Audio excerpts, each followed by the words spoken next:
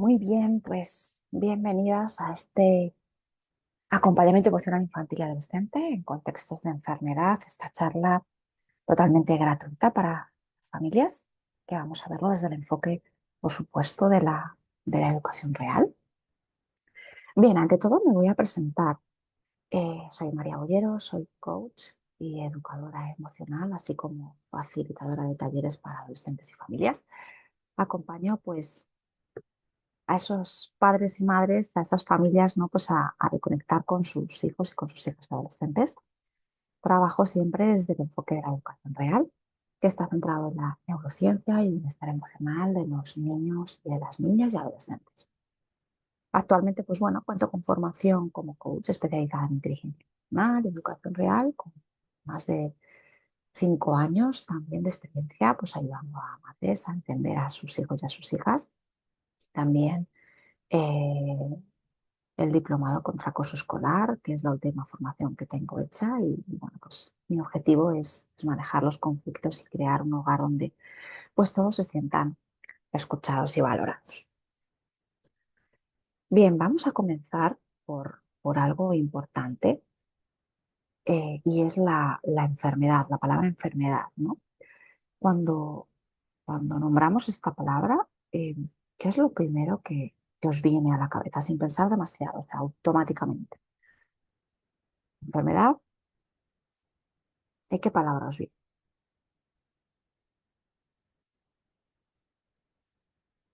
Puede ser dolor, puede ser tristeza, incluso puede ser muerte, ¿no?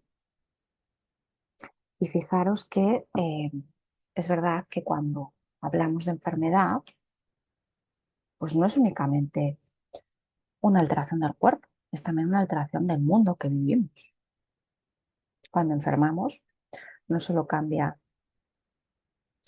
el cuerpo por dentro, ¿no? Pues una analítica, una resonancia, un tejido, también cambia la relación con el tiempo, también cambia el propio cuerpo, cambian los demás, ¿no? Esa relación que tenemos hacia los demás o con la idea que teníamos de quién éramos. Porque una enfermedad deja una fractura biográfica, ya sea una enfermedad de una pareja, de un padre, de una madre, de un hijo, ¿no? Porque como decía, la enfermedad no afecta solo a la biología.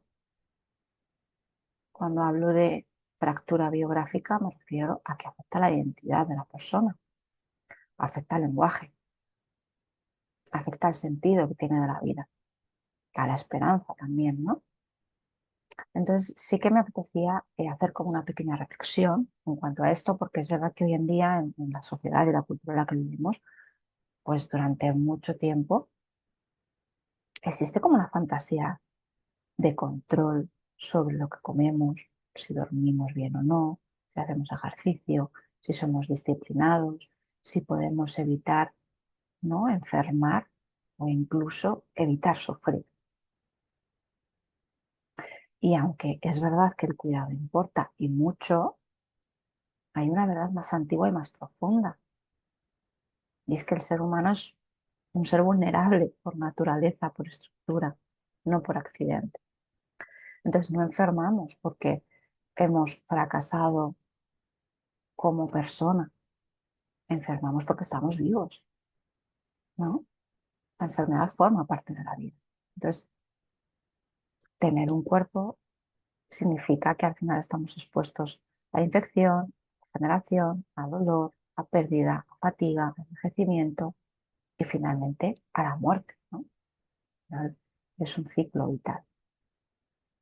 Entonces, la enfermedad no solo ocurre en el cuerpo, también ocurre en el cerebro que interpreta esta enfermedad. Y aquí hay una idea muy importante, y es que el sufrimiento humano no depende únicamente del daño físico, sino de cómo el sistema nervioso lo registra, lo anticipa, lo interpreta y lo recuerda. Y esto es especialmente evidente en el dolor, cuando sentimos dolor.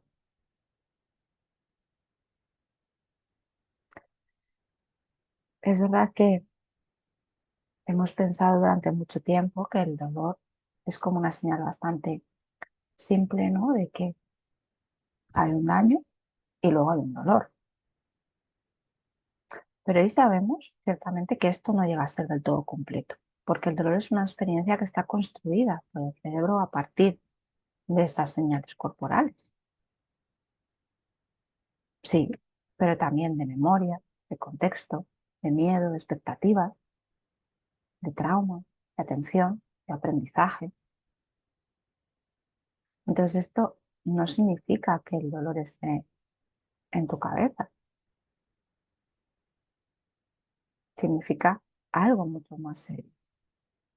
Y es que la experiencia humana del dolor es neurobiológicamente real y al mismo tiempo interpretativa.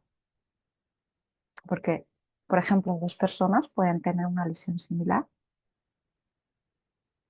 y lo pueden sufrir de dos maneras totalmente distintas. No porque una finja y la otra no, sino porque el cerebro no es simple, cableado, pasivo. Es un órgano de predicción, de significado, de supervivencia. El cerebro lo que quiere es sobrevivir frente a eso que siente como un peligro. Entonces, esto eh, vale no solo para el dolor físico, sino también, por ejemplo, para la fatiga crónica, para la ansiedad, todo lo que está asociado a la enfermedad, el insomnio, la depresión, la hipervigilancia corporal e incluso la forma en que una persona vive un diagnóstico. ¿Qué quiere decir esto? Que no padecemos solo órganos enfermos, padecemos cerebros que intentan darle sentido a esta amenaza que está sintiendo. Entonces, cuando estamos sanos, es como si de repente el cuerpo desaparece, ¿no? Vamos en piloto automático, no pensamos en respirar, en tragar, en caminar, en enfocar la vista, en digerir la comida, en mantener el equilibrio, ¿no? Porque el cuerpo sano es como si fuera algo silencioso. Pero cuando aparece la enfermedad, el cuerpo deja de ser un medio y se convierte en un problema. De pronto ya respirar requiere atención, levantarse exige un esfuerzo, un cálculo, comer puede implicar miedo, dormir se vuelve incierto, moverse duele. Y la energía ya no es una evidencia, es como una negociación, ¿no? Entonces la enfermedad convierte el cuerpo en algo presente, en algo pesado. No tenemos un cuerpo como quien tiene un objeto, somos corporales de punta a punta, ¿no? No estamos encerrados en un cuerpo, somos un organismo consciente. Y cuando ese organismo falla, no se avería una máquina externa, se altera la forma misma en la que habitamos esta realidad. Entonces, fijaros que toda enfermedad es también una crisis del tiempo, porque una de las cosas menos comprendidas sobre la enfermedad es que al final desorganiza la experiencia del tiempo, la experiencia temporal. Hay un antes y un después del diagnóstico, pero no solo para la persona enferma, sino para todas las personas que conviven con esa persona. Hay días en los que una hora parece interminable, hay personas que viven en tratamientos, en recaídas, en pronósticos, en pruebas.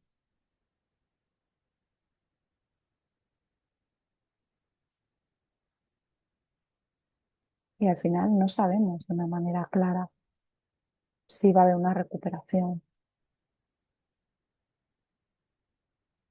en un espacio de tiempo que sea corto. Entonces la neurociencia que nos dice, pues muestra que el cerebro no solo percibe el presente, constantemente intenta predecir, simular el futuro, que vendrá. Entonces por eso cuando se está atravesando una enfermedad, duele por lo que está ocurriendo ahora y también por lo que va a suceder, por lo que creemos, perdón, que va a suceder, que es importante hacer este matiz, ¿no? Porque al final el futuro que amenaza no es Es algo incierto, ¿no? Entonces, no solo se sufren síntomas, se sufre también la posibilidad de perder dependencia, de deteriorarme, de tener un dolor persistente, de perder autonomía, de convertirme en una carga, de dejar de reconocerme a mí misma. No, la clave es cómo seguir viviendo cuando el futuro ya no se parece al que había imaginado. Y esto hay que sostenerlo.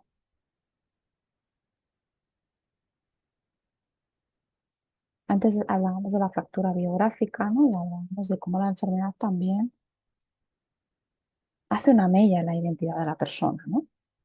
Porque no solo afecta en las funciones, también a la opinión que tenía sobre sí mismo, ¿no? Oye, pues yo era alguien activa, independiente, que cuidaba de los demás. Entonces de repente llega el diagnóstico, llega el dolor, llega la limitación, llega la incertidumbre, ¿no? Y la pregunta es, ¿quién soy yo ahora? Porque gran parte del sufrimiento no proviene de ese síntoma, sino del colapso entre la identidad ideal y la realidad que yo estoy viviendo, ¿no? En el momento que estoy padeciendo esa enfermedad. Entonces aquí podríamos debatir sobre cómo vivimos en sociedad, ¿no? Que muchas personas no solo sufren por estar enfermas, sufren por vivir en una cultura que solo considera valioso al que es eficiente, al que es autónomo, al que es joven, al que es productivo, al que es funcional. Y aquí no vamos a abrir un melón, pero sí que la presencia de otras personas modifica la percepción del dolor. ¿Quién está conmigo durante el proceso? ¿Quién me acompaña? Porque al final la regulación emocional altera la respuesta al estrés. El vínculo amortigua el sufrimiento. Y esto no lo cura todo, pero cambia mucho en cómo vivimos el proceso de enfermedad. Porque una persona puede no recuperar el cuerpo que tenía, pero sí reconstruir una forma valiosa de él. La enfermedad también es una experiencia relacional. Como decíamos antes, bueno, nos relacionamos con otras personas en casa, amigos, familia. Nadie enferma solo. Incluso cuando el síntoma, ¿no? es como muy íntimo y la enfermedad mm, reorganiza al final redes enteras. Parejas, hijos, padres, madres, amigos, cuidadores. Al final los seres humanos nos regulamos nuestro sufrimiento en relación con otras personas. No somos cerebros aislados dentro de cráneos autónomos, somos organismos sociales que nos corregulamos con los demás.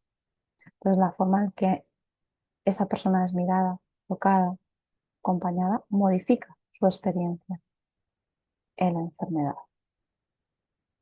Entonces, es importante tener presente esto porque nos va a influir a la hora de atravesar la enfermedad. No solo en nosotras mismas, sino en nuestras parejas, en nuestros hijos, en la persona de nuestra unidad familiar que esté atravesando esta enfermedad. Vale, y imaginaros que, bueno, un familiar, vuestra pareja o vuestra hermana, alguien muy cercano, pues bueno, le detectan una enfermedad. ¿Y cómo recibo yo esta noticia? ¿Cómo estoy yo? ¿No? Porque al final, cómo nos relacionamos con lo que sentimos es importante. Lo que aprendimos, lo que nos dejaron hacer, lo que nos dejaron decir, lo que creímos o no. Todo afecta a la hora de acompañar a nuestros hijos y a nuestras hijas. Oye, durante mi infancia y mi adolescencia, ¿cómo era la relación con las emociones? ¿Me dejaban expresarme libremente o estaba condicionada a lo que los adultos querían y decían?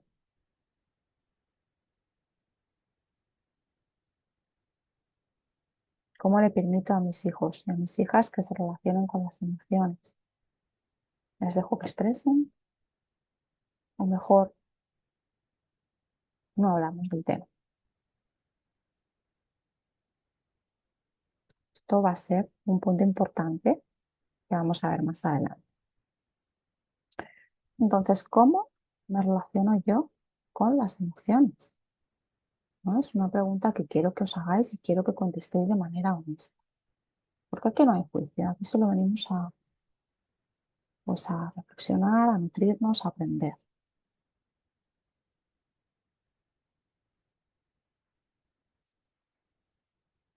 Bien, ¿qué factores, bueno, pues afectan a los niños, a las niñas, a los adolescentes en caso de enfermedad de alguno de sus progenitores o de alguien muy cercano a la familia, de algún tío, algún abuelo? Sé que esta parte es difícil y puede removerte. Y me imagino que querrás que tu hijo o tu hija no sufra o sufra lo menos posible, pero hay cosas que no podemos controlar y forman parte de la vida. La incertidumbre y no saber qué está pasando a su alrededor, al final a ellos les puede provocar ansiedad. Al final una enfermedad, dependiendo por supuesto del tipo de enfermedad, del grado o el avance de esa enfermedad, ¿no? Afecta a todo el estado emocional y a la relación de la familia. Nuestros hijos y nuestras hijas necesitan comprender qué es lo que está sucediendo. Lo que suele ocurrir es que al no decirlo, terminan imaginando cosas que no son y teniendo miedo pues a muchas otras cosas que realmente no son ciertas. Entonces, la verdad siempre es preferible a la incertidumbre de no saber qué es lo que está sucediendo. Y no podemos evitar que se pongan tristes, pero sí podemos compartir esa tristeza juntos y podemos acompañar para así sostener. Entonces, cuando intentamos hablar de ello, pueden percibir que lo que está sucediendo es terrible para enfrentarse a eso. Incluso les puede generar en el futuro una fobia, sobre todo lo que tenga que ver con enfermar o cómo relacionarse con la enfermedad. También está la posibilidad de que, pues al no contárselo, se enteren de otra manera. Incluso que escuchen algo por encima y quieran buscar información en Internet, por ejemplo. Pues eso tampoco va a ayudar, porque al final sacarán conclusiones que no serán ciertas. También se pueden sentir aislados, dejados de lado, que no son lo suficientemente importantes y tenidos en cuenta si no se habla con ellos. Por lo tanto, hablar y afrontar la situación juntos y juntas de manera natural va a ayudar también a toda la familia a sentirse cerca y a sentirse unida. Ahora vamos a ver un poco qué es lo que sucede dentro del cerebro de nuestros hijos y de nuestras hijas en ciertas etapas para que comprendamos un poco la importancia del acompañamiento y, bueno, pues, qué es lo que está sucediendo biológicamente en su interior. Primero quiero que veamos el cerebro de los 4 a los 8 años.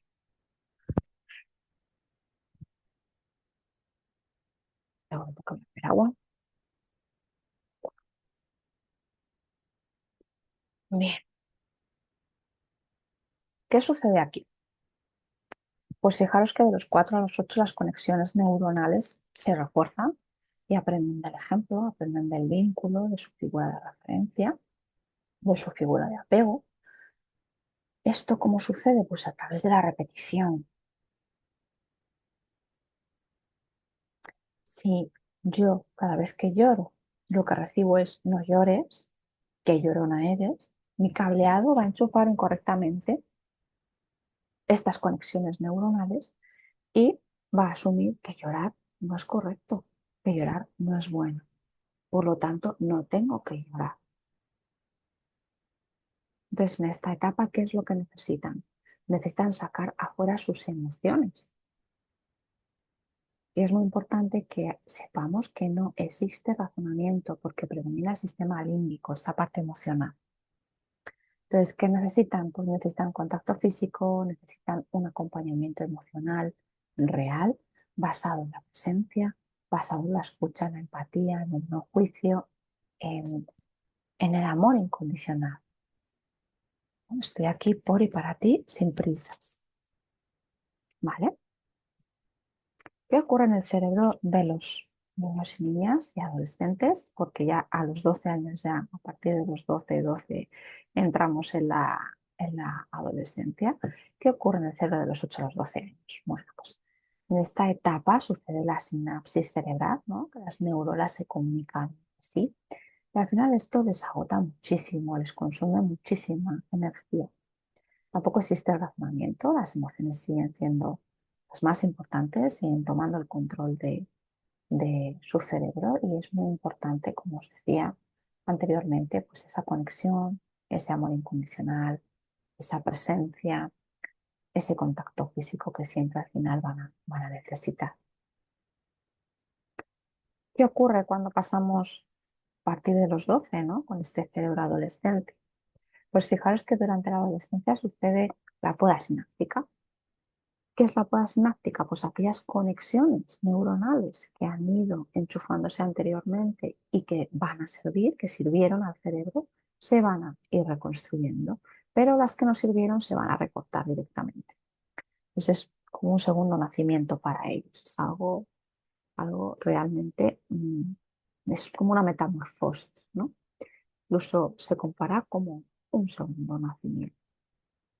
El sistema límbico pues sigue predominando, la corteza prefrontal, esta parte del cerebro que se encarga del razonamiento, de lo que está bien y de lo que está mal, aún está sin desarrollar, termina de desarrollarse a los 25 años, por lo tanto sigue siendo muy importante este contacto físico, este amor incondicional, esta escucha, esta empatía, esta comprensión, esta conexión,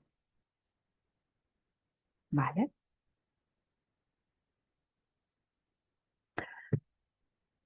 Bien, ¿quién, cómo, cuándo y dónde se lo dice? Porque esto es una parte importante y tenemos que saber hacerlo paso a paso, porque así bueno, pues es como vamos a proteger siempre su salud mental. Es conveniente bueno, aunque no estés preparado o preparada, porque es una decisión difícil y es algo que incomoda y es algo que duele, ¿no? Pero es fundamental que se lo digamos, es muy conveniente que se lo digamos, a pesar de que pueda ser difícil. Al final, ver a un adulto llorar les da permiso para llorar y acogerlo en su llanto, pues puede hacerle que se sienta sostenido al mismo tiempo que estamos compartiendo emociones, porque las emociones no son buenas ni malas. Las emociones están aquí para sostenernos, están aquí para guiarnos y nos dan un mensaje muy importante. Tenemos que aprender a escucharlas.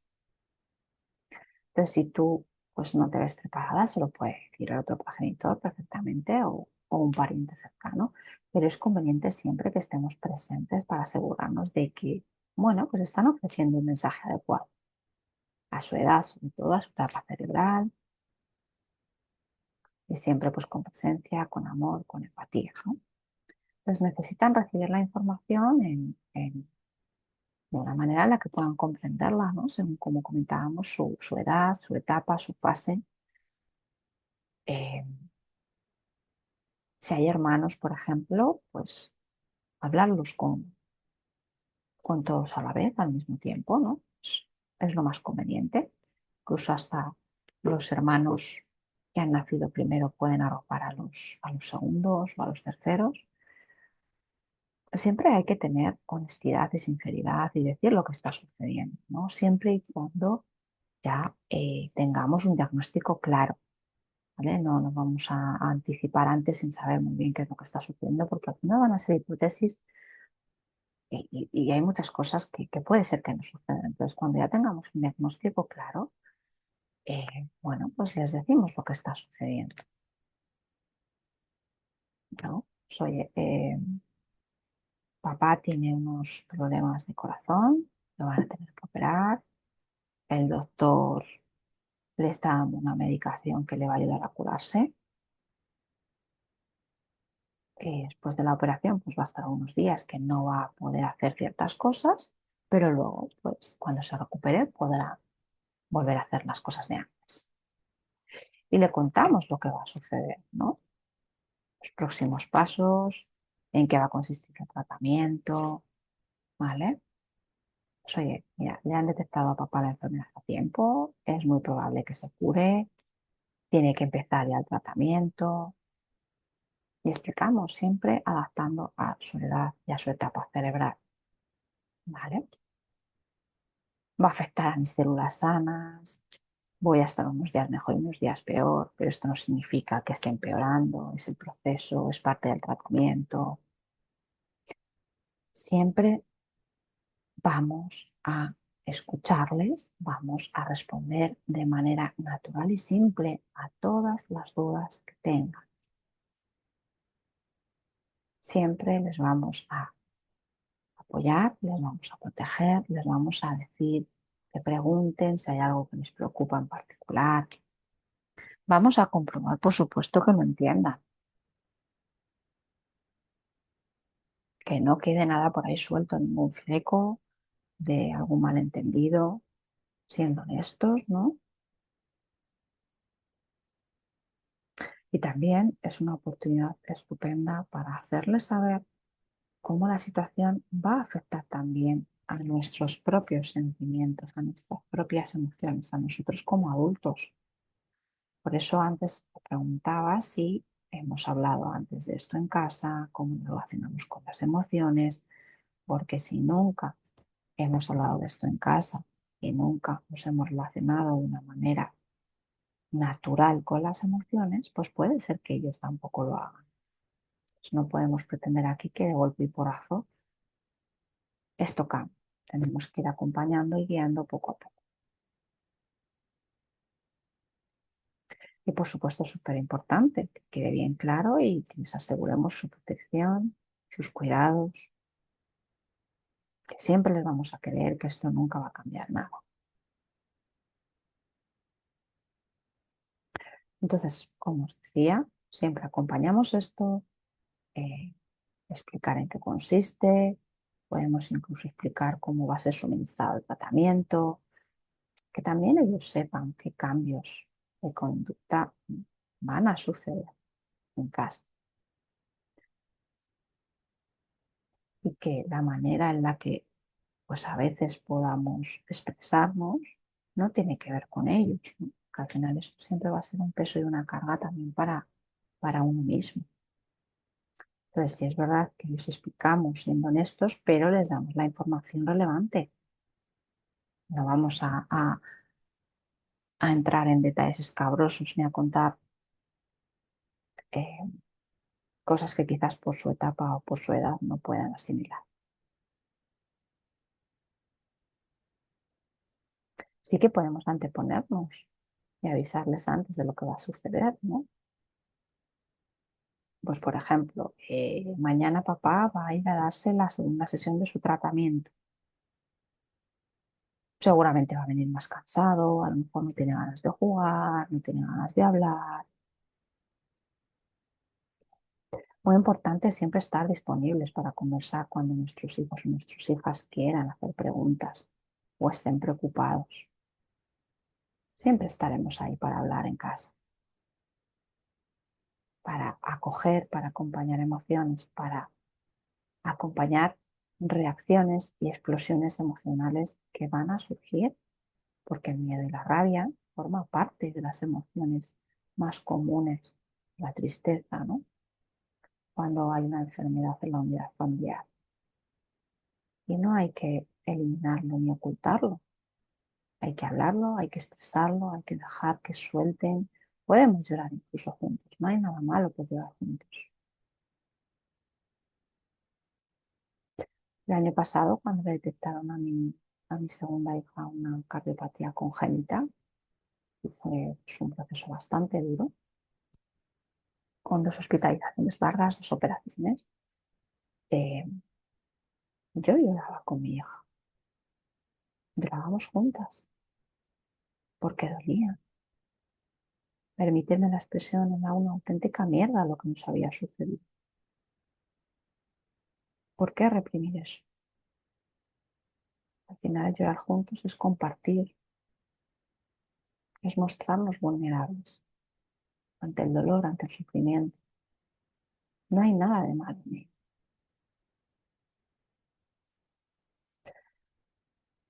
Bien, pues como os decía, siempre estar disponibles, pues, a hablar con ellos, a resolver todo tipo de preguntas, cualquier circunstancia o cualquier, pues, cosa que les preocupe.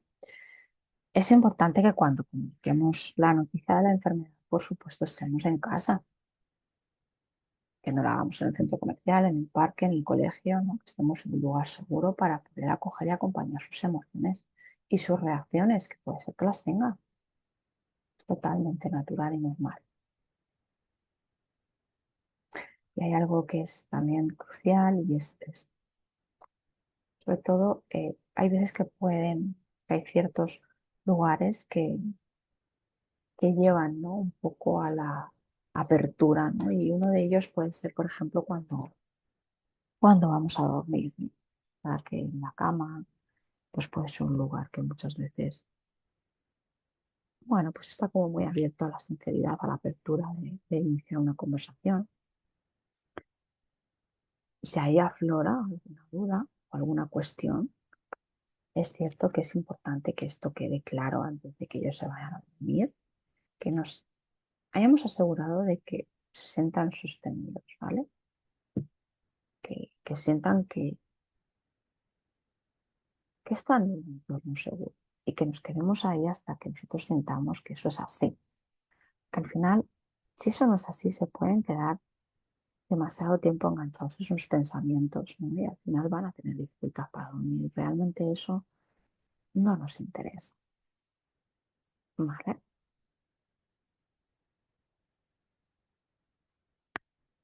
La incertidumbre, bueno, yo creo que es un tema importante a tratar porque la incertidumbre es inherente a la vida, nunca sabemos lo que va a pasar realmente. Y en cuanto a las enfermedades, pues esto es lo que hace realmente difícil un proceso, ¿no? El no saber qué va a pasar, el... al final es difícil de aceptar, ¿no? Realmente va a haber preguntas que no sepamos responder y podemos ser honestos y decir, pues mira, esto yo no sé contestarte, pero bueno, voy a buscar información. O quizás simplemente no haya respuesta para ello, ¿no? Pero sí que podemos contarle pues, que las cosas son inciertas, que incluso podemos reconocer juntos. Puede ser difícil lidiar con esta incertidumbre, ¿no? Entonces, al final nos toca hacer de lo desconocido pues algo que sea familiar. También se van a dar cambios de rutina en la organización familiar. Pues puede ser que a lo mejor pues ya no podamos ir por las tardes al parque, o puede ser que no podamos cenar pizza los viernes y ver una peli, ¿no? Porque puede ser que coincida con los tratamientos o porque la persona que está enferma, pues, bueno, pues no se encuentre físicamente o anímicamente bien en ese momento. Entonces, vamos a tratar de que todo siga igual, pero, pues bueno, a lo mejor tenemos que pedir ayuda, ¿no? Entonces, intentar ser un poco flexibles, pues todo lo que sea posible para que les afecte, pues, a ellos lo mismo. Contarle también, por supuesto, qué cambios físicos va a tener esta persona que está padeciendo una enfermedad, ¿no? Pues en el caso, por ejemplo, de una quimioterapia, pues oye, los médicos me han dicho que podría perder el pelo, pero me va a volver a crecer. Puede ser que al principio me veas distinto, pero va a ser al principio, ¿no? Tampoco usar palabras ni tecnicismos raros, siempre pues intentar usar un lenguaje sencillo y acorde a su edad.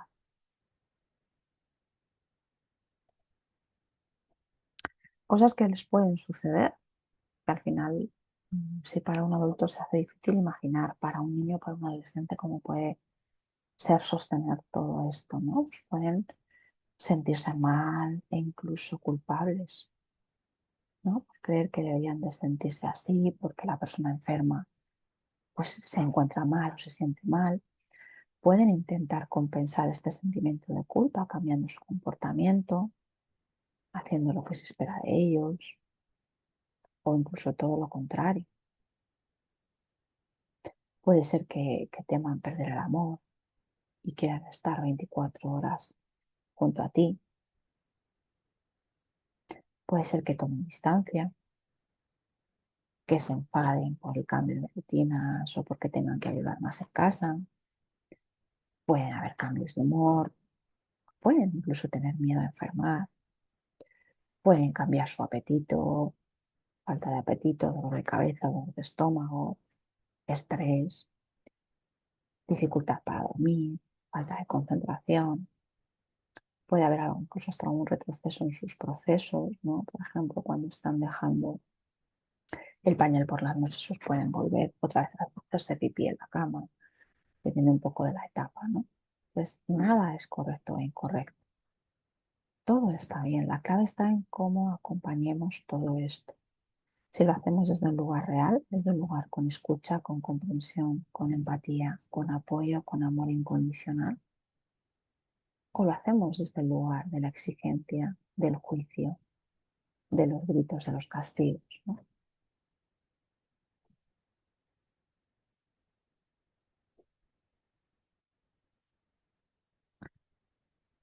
Importante, cómo me preparo a mí misma, ¿no? Porque cuando estamos con una persona que enferma, yo creo que tendemos mucho a decirnos esta frase. Es que si yo me rompo, no puedo permitírmelo. Tengo que salir adelante sí o sí, no puedo derrumbarme, tengo que sacar todo esto adelante. Y esto al final es un peso y una carga que llevamos encima bueno, que no nos favorece absolutamente nada, ¿no? Entonces sí que te quería proponer hacer un pequeño ejercicio en el que quiero que conectes contigo misma, que te prepares a ti misma pues, para todo esto que va a venir. Y es lo siguiente, quiero que cojas papel y boli y que hagas una especie como de ejercicio de descarga emocional con una estructura, ¿vale? Este ejercicio te va a llevar 10-15 minutos al día, no te va a llevar más, pero créeme que vas a agradecerlo y mucho. Quiero que escribas en una hoja la siguiente frase y quiero que la completes. Lo que más miedo me da hoy es que la completas. Sueltas lo primero que se te pase por la cabeza sin pensar demasiado, ¿vale? Puede ser que me llamen como a las noticias, puede ser que ya no sepa sostener esto, puede ser que lo que vemos no tenga vuelta atrás, da igual, sea lo que sea, suéltalo. Después quiero que apuntes lo que más me duele hoy es que completamos la frase, que ya no sea como antes, no poder arreglarlo, lo primero que nos ve. Apuntamos la siguiente frase, lo que me estoy exigiendo de más es, ¿qué sería? No derrumbarme, estar disponible siempre, tener una buena actitud todo el tiempo. Da igual, salga lo que salga, está bien. Siguiente frase, lo que sí puedo hacer hoy de forma realista es, completamos la frase. Pues oye, mira, dormir 7 horas seguidas. Pedir ayuda a mi hermana con esta gestión del banco. Acompañar sin controlar todo. Y estas 4 frases que te propongo te van a ayudar a vaciar muchísimo la cabeza. Y esto te va a ayudar que al vaciar la cabeza no dejemos que gobierne el cuerpo. ¿Vale? Así que sin más, hasta aquí la charla de de hoy. Espero que te haya gustado, espero que te haya aportado, espero que te haya servido, que puedas aplicar eh, pues todo lo que te he compartido. Espero que estés bien, espero que tu familia esté bien y bueno, pues si de esto que hemos hablado te apetece pues compartir algo más, profundizar o personalizar tu caso particular, pues bueno, me puedes escribir a info@mariabonderocoach.com, como pone ahí en la pantalla, y bueno, charlamos. Y, y si necesitas algo más, pues ya sabes que estoy al otro lado. Te mando un abrazo muy fuerte, gracias por haber estado en la charla de hoy gratuita y te mando un abrazo.